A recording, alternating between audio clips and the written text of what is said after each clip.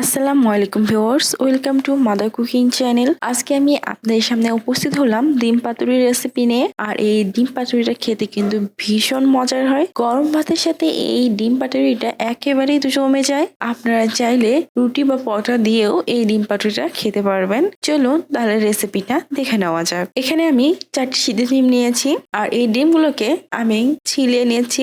ডিমগুলো ছিলানো হয়ে গেছে। এখন আমি চুলার উপর একটি কড়াই বসিয়ে দিচ্ছি। তারপর চুলাটি অন করে চুলার আঁচ মিডিয়ামে রাখবো। দিয়ে দিচ্ছি সয়াবিন তেল প্রায় 2 টেবিল চামচ। তারপর আমি এই তেলের মধ্যে দিয়ে দিচ্ছি শুকনো মরিচ 7টি।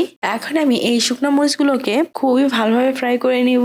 আমি এখানে 4টি ডিমের জন্য 7টার মতো শুকনো মরিচ নিয়েছি। যারা ঝালটা বেশি খেতে চান তারা কিন্তু শুকনো মরিচের পরিমাণটা বেশি নেবেন। এতে করে কিন্তু পাতুরিটা খেতে আরো বেশি ভালো লাগবে। যেহেতু আমার বাসায় ঝাল কম খায় তাই আমি এখানে ঝালটা একটু কম দিচ্ছি। এখন আমি এই শুকনো মরিচগুলোকে খুবই ভালোভাবে ফ্রাই করে নিব। আমি বেশ কিছুক্ষণ সময় ধরে এই শুকনো মরিচগুলোকে খুব ভালোভাবে ফ্রাই করে নিয়েছি। এই সময় কিন্তু শুকনো মরিচটা খুবই ভালোভাবে ফ্রাই হয়ে গেছে। এখন আমি এই শুকনো মরিচগুলোকে একটু এক সাইডে রেখে এর মধ্যে দিয়ে দিচ্ছি রসুন কুচি। তারপর আমি এই শুকনো মরিচগুলোকে তেল ঝরিয়ে উঠিয়ে নিচ্ছি। আর এই সময় কিন্তু শুকনো মরিচগুলো খুব সুন্দর মুচমুচে হয়ে গিয়েছে। আমি প্রায় 1 মিনিটের মতো সময় ধরে এই রসুন কুচিগুলোকে ফ্রাই করে নিয়েছি। আর এই সময় রসুন কুচিগুলো প্রায় 40% মতো ফ্রাই হয়ে গেছে।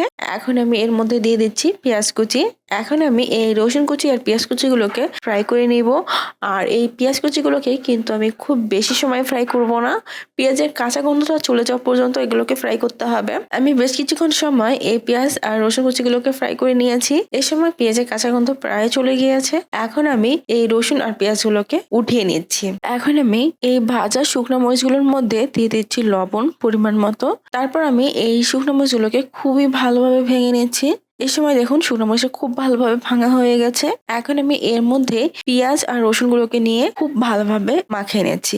আমি বেশ কিছুক্ষণ সময় নিয়ে এই শুকনো মরিচের ভাঙাগুলোর সাথে এই রসুন আর পেঁয়াজগুলোকে মাখিয়ে নিচ্ছি। এ সময় এগুলো মাখানো হয়ে গেছে। এখন আমি এর মধ্যে দিয়ে দিচ্ছি ধনিয়া পাতা কুচি 1/4 কাপ। তারপর আমি এই ধনিয়া পাতা কুচিগুলোকেও এগুলোর সাথে খুব ভালোভাবে মাখিয়ে নিয়েছি।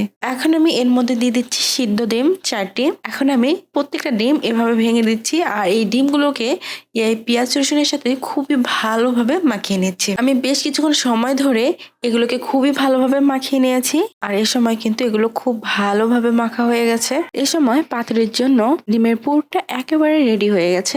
এখন আমি এখানে লাউয়ের পাতা নিয়েছি আর এই লাউয়ের পাতাগুলোকে খুবই ভালোভাবে ধুয়ে নিয়েছি। আপনারাও চেষ্টা করবেন লাউয়ের পাতাটা খুবই ভালোভাবে ধুয়ে নেওয়ার। আর লাউয়ের পাতাটা আমি এখানে এই ডাটার এই সাইডটাতে এভাবে একটু ভেঙে নিচ্ছি। তারপর এই লাউয়ের পাতা যে অংশে হালকা কালার রয়েছে সেই পাশটা এভাবে বিছিয়ে দিচ্ছি। তারপর আমি আরো একটা লাউয়ের পাতা নিয়ে একটু পাতা এইভাবে ছেড়ে নিচ্ছি। তারপর এই পাতার উপর দিয়ে এইভাবে রেখে দিচ্ছি। এই ছোট পাতাটার উপর আমি এভাবে ডিমের পুরটা দিয়ে দিচ্ছি। তারপর আমি এই লাউয়ের পাতার এই পাশটা এইভাবে পেঁচিয়ে তারপর এই পাশটা এর উপর দিয়ে পেঁচিয়ে উপরের সাইডটা এইভাবে নিয়ে পেঁচিয়ে দিচ্ছি। এখন আমি এই পেঁচানো অংশটা পিরিচের নিচের দিকে এইভাবে রেখে দিচ্ছি। এভাবে আমি সবগুলো পাতুরি তৈরি করে নিয়েছি। এখন আমি চুলার উপর একটি কড়াই বসিয়ে দিব। তারপর চুলাটি অন করে চুলার আঁচ মিডিয়ামে রাখবো। দিয়ে দিচ্ছি সরিষার তেল 1 টেবিল চামচ। তারপর আমি খুবই সামান্য পরিমাণে লবণ নিয়েছি আর এই লবণটাকে এইভাবে কড়াইয়ের চারদিক থেকে ছিটিয়ে দিচ্ছি। তারপর আমি একটু পানিও এই কড়াইটার মধ্যে এইভাবে চারদিক থেকে ছিটিয়ে দিচ্ছি। তারপর আমি এই পাতুরিগুলোকে কড়াইয়ের মধ্যে দিয়ে দিচ্ছি। আর পাতুরিগুলোর যেই পাশটাতে ভাঁজ করা আছে আমি সেই পাশটা নিচের দিকে এভাবে দিয়ে দিচ্ছি। আমি এখানে 4টি পাতুরি এভাবে দিয়ে দিয়েছি। তারপর আমি কড়াইয়ের ঢাকনা লাগিয়ে দিচ্ছি। আমি কড়াইয়ের ঢাকনা লাগিয়ে প্রায় 10 মিনিটের মতো সময় এগুলোকে খুবই ভালোভাবে কুক করে নিয়েছি। আর এই সময় কিন্তু অবশ্যই আপনারা চুলার আঁচটা একেবারে কমিয়ে রাখবেন। এখন আমি আপনাদেরকে ঢাকনা খুলে দেখাচ্ছি। এই সময় কিন্তু পাতুরিগুলোর ওই পাশটা খুবই ভালোভাবে হয়ে গেছে।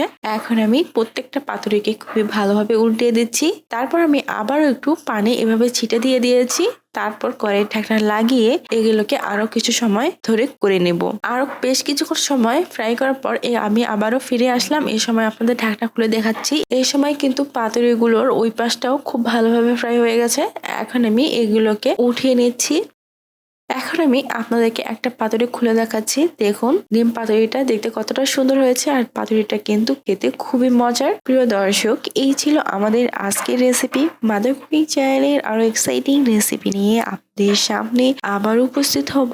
ভিউয়ার্স, আপনাদের সকলকে অনেক অনেক ধন্যবাদ জানাচ্ছি পুরোটা সময় আমাদের সাথে থাকার জন্য। আমি উইশ করব আপনারা সবাই ভালো থাকবেন, সুস্থ থাকবেন এবং মাদার কুকিং চ্যানেলের সাথে থাকবেন। এই চ্যানেলে নতুন হয়ে থাকলে চ্যানেলটি সাবস্ক্রাইব করুন এবং ভালো লাগলে লাইক, কমেন্ট ও শেয়ার করুন। ধন্যবাদ।